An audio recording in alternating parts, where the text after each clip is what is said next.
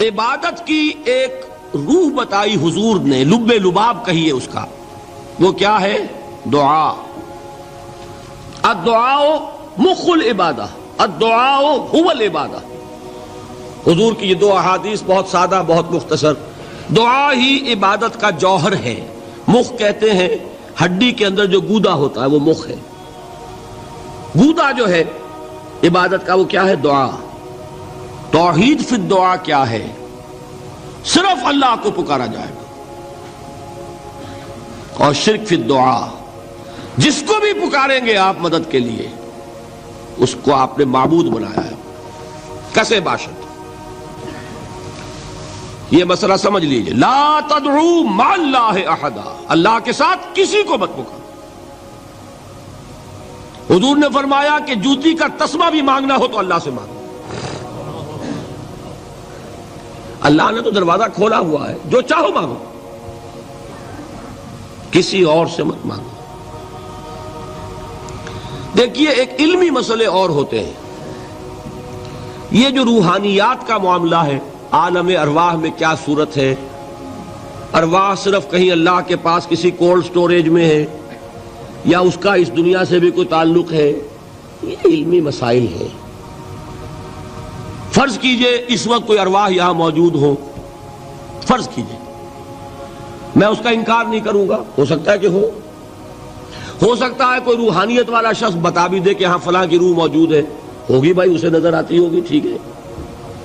یہ بھی ہو سکتا ہے کہ کوئی شیطان جن ہو اور وہ دھوکہ دے رہا ہو کہ میں فلاں کی روح ہوں، ہو سکتا ہے کہ نہیں؟ لیکن یہ بھی ہو سکتا ہے، وہ بھی ہو سکتا ہے، مجھے اس سے بحث نہیں۔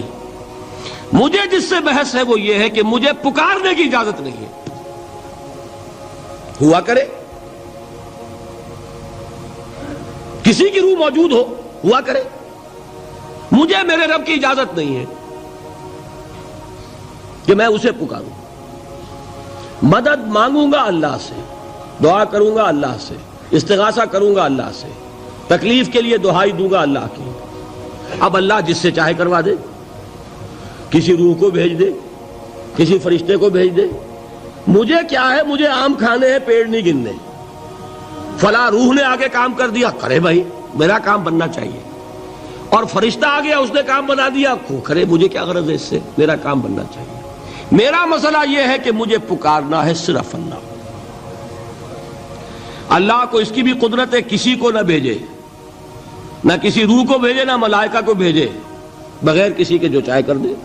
اللہ کا مرضی ہے، وہ چاہے کسی روح کو بھیج دے، کسی فرشتے کو بھیج دے، مجھے اس سے غرض ہی کوئی نہیں۔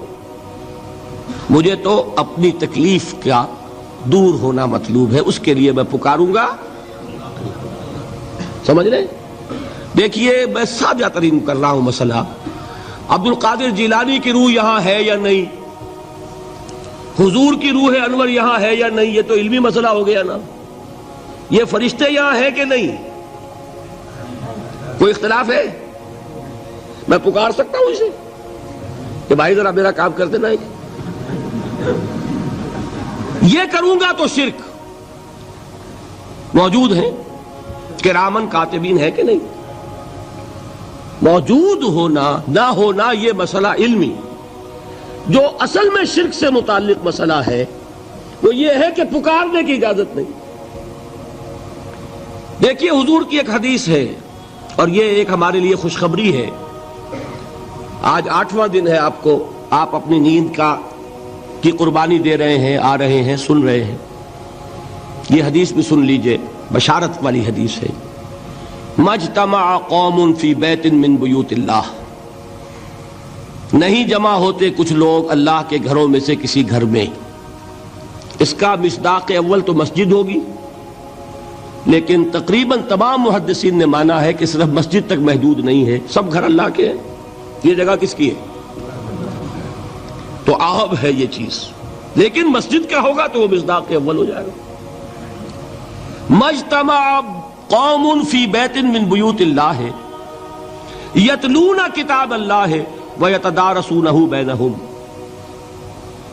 کام کیا کر رہے ہوں کہ اللہ کی کتاب پڑھ رہے ہوں، وہ سمجھ رہے ہوں، سمجھا رہے ہوں، تو کیا ہوتا ہے؟ الا نزلت علیہم السکینہ، ان پر اللہ کی طرف سے سکینت کا نزول ہوتا ہے۔ وغشیتہم الرحمہ، رحمت خداوندی انہیں ڈھانپ لیتی ہے۔ وحفتہم الملائکہ، فرشتے ان کے گرد گھیرا ڈال لیتے۔ وذکرہم اللہ فی من عندہ، اور اللہ ذکر کرتا ہے ان کا ملائکہ مقربین کی محفل میں۔ دیکھو تم کہتے تھے یہ انسان بڑا گھٹیا ہے، میرے وہ بندے اس وقت میرے گھر میں جمع ہے صرف میرے کلام کو سمجھنے کے لیے۔ اللہ فخر کرتا ہے، اس میں ذکر کرتا ہے اللہ۔